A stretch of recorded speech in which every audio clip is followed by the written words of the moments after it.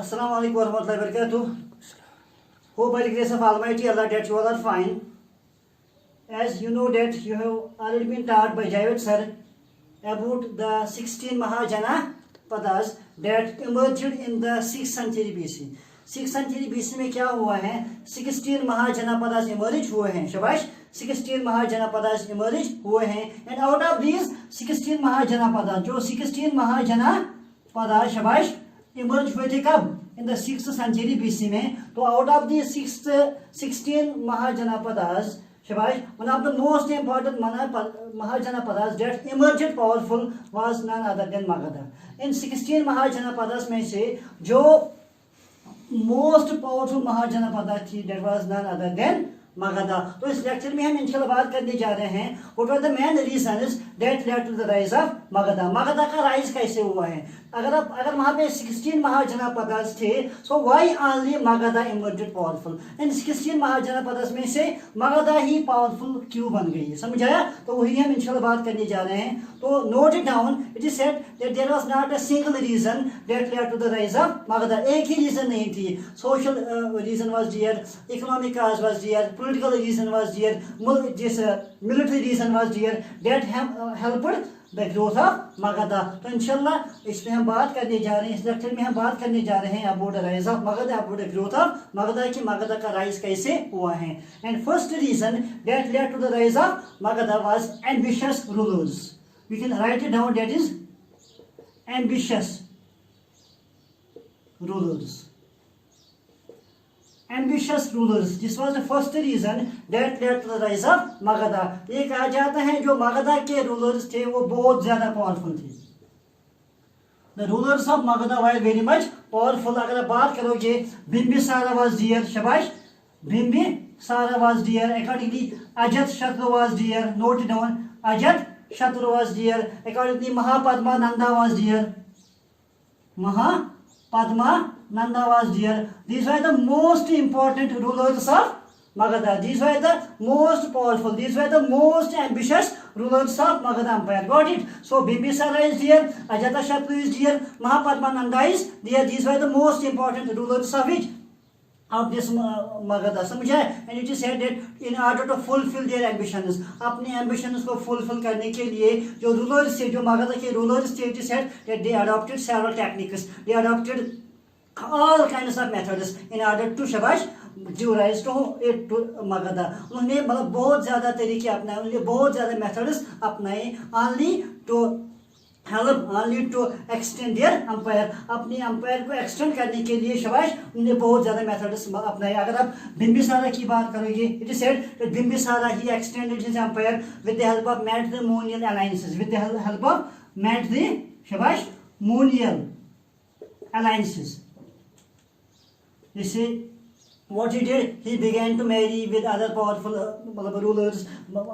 He began to marry with the daughters of other powerful rulers. तो इसने शादी करना शुरू की. शादी की वजह से ही इसने अपने एम्पायर को एक्सटेंड किया है. अगर आपने सुना भी होगा जो अकबर था, अकबर ने भी अपने एम्पायर को एक्सटेंड किया है by marrying with Rajput ladies. उसने राजपूत लेडीज से शादी की थी, जिसकी वजह से क्या हुआ है शाबाश, जिसकी वजह से उसने अपने एम्पायर को एक्सटेंड किया है. In the same way what was done by Bimbisara, तो बिम्बिसारा ने भी अपने एम्पायर को एक्सटेंड किया है with the help of matrimonial alliances है. वो मतलब he extended his empire with the help of what? With the help of matrimonial alliances. और अगर आप अजातशत्रु की बात करोगे, ये कहा जाता है अजातशत्रु ही annexed by force. उसने कुछ एरियाज by force annex किए हैं. अगर आप वैशाली की बात करो तो वैशाली किस अजातशत्रु ने शाबाश इसने वैशाली को अपने कब्जे में किया by force. Accordingly Mahapadmananda he too has adopted several methods. जैसे कालिंगा उसने अपने कब्जे में किया है, किसने? महापद्मानंदा में. सो आई मीन टू से द फर्स्ट रीजन जो किसकी थी, जो जिससे राइज ऑफ Magadha हुआ है, that was none other than ambitious rulers. जो Magadha के रूलर्स थे वो बहुत ज्यादा पावरफुल थे, जिसकी वजह से Magadha का राइज हुआ है. Got it? One more point that led to the rise of this Magadha was natural resources. Natural resources. This was one more important reason that led to the rise of Magadha. ये कहा जाता है जो Magadha had vast iron deposits. Magadha had vast iron deposits.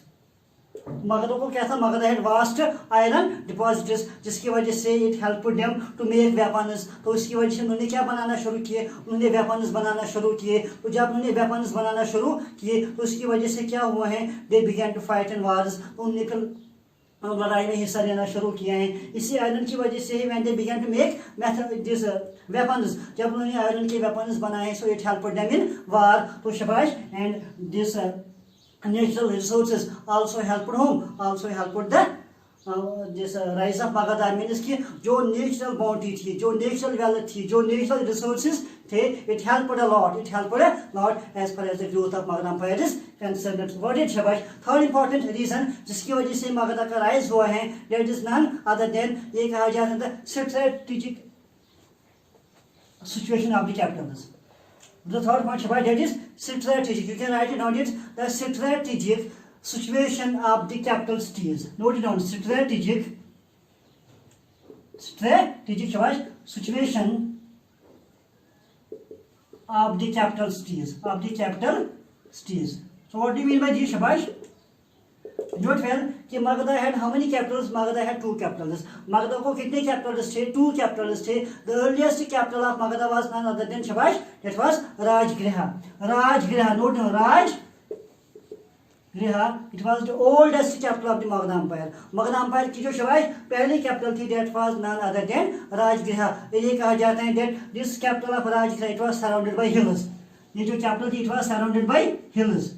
तो you note that any capital that is surrounded by hills, nobody can attack it. इसको कोई attack ही नहीं कर सकता था, because it was all side surrounded by hills. तो इसके इर्द गिर्द क्या थे, hills थे। तो when you are building a fort on a hill, आप खुद सोचो जब आप एक कैंप को या एक फोर्ट को हिल पे बनाते हो तो उसको अटैक करना बहुत ज़्यादा मुश्किल होता था। इन द सेम वे जो मगधा की पहली कैपिटल थी, मीन्स कि जहाँ पे मगध एम्पायर थी, जो इसकी पहली कैपिटल थी Rajagriha, it was surrounded by hills on all sides. इसके हर साइड क्या था, हिल्स था, and it was very much difficult to attack it. तो इसको कोई अटैक नहीं कर सकता था। एंड अकॉर्डिंगली जो वन मोर कैपिटल किसकी थी, जो वन मोर कैपिटल मगधा की, that was none other than Pataliputra. तो आपने सुना भी होगा Pataliputra, note no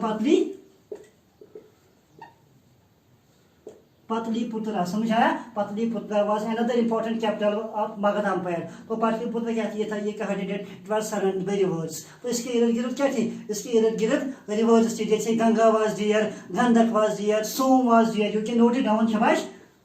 Ganga was there, accordingly Gandak was there, Som was there. So this Pataliputra capital, it was surrounded by rivers. It was situated at the confluence of river Ganga, Gandak या Son. So here it was also very much difficult to attack it. तो जो Magadha empire के Capitals थे शबाश, वो भी उस जगह बनाए गए थे जहाँ पे अटैक करना बहुत ज़्यादा मुश्किल होता था। तो इसने ही शबाश मगध का राइज दिया है, समझ रहे हैं। तो इसी की वजह से मगध एम्पायर क्या हो गई, राइज हो गई। और वन मोर पॉइंट जो आपको यहाँ पे याद रखना है, जिसकी वजह से मगध एम्पायर राइज हो गई, दैट वाज मिलिट्री पावर।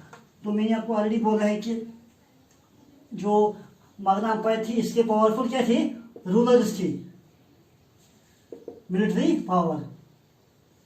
तो इसके जो रूलर्स थे वो बहुत ज़्यादा क्या थे शबाश, ये कहा जाता है जो रूलर्स थे किसके, मगध एम्पायर के थे, they were very much ambitious, they had a great military power, they had a great military power. ये कहा जाता है जो मगध एम्पायर थी, मगध हैड अ वास्ट या वेल ऑर्गेनाइज्ड आर्मी। जो मगध की आर्मी थी, that was very much well organised, मतलब that was composed of elephants were there, horses were there, chariots were there, समझा। So Magadha army composed of शबाश elephants, horses and accordingly chariots. शबाश, horses were there, elephants were there and chariots were there. ये कहा जाता है जो elephants थे, the elephants were used to tramp upon the military, to tramp upon the enemy. तो शबाश जो एलिफेंट्स के ऑलरेडी आपको जो पता है, जो उसके मतलब ये पास होते हैं किसके, शबाश एलिफेंट्स के, वो बहुत ज़्यादा स्ट्रॉन्ग होते थे। And it is said that the elephants were used to trample upon the enemy, to trample upon the enemy क्या वर्दी विच रिजल्टेड इन कंफ्यूजन। तो उससे क्या होता था, उससे कंफ्यूजन होता था। जो एलिफेंट्स होते थे, मतलब they were sometimes used to storm the fortresses, to storm the fortresses.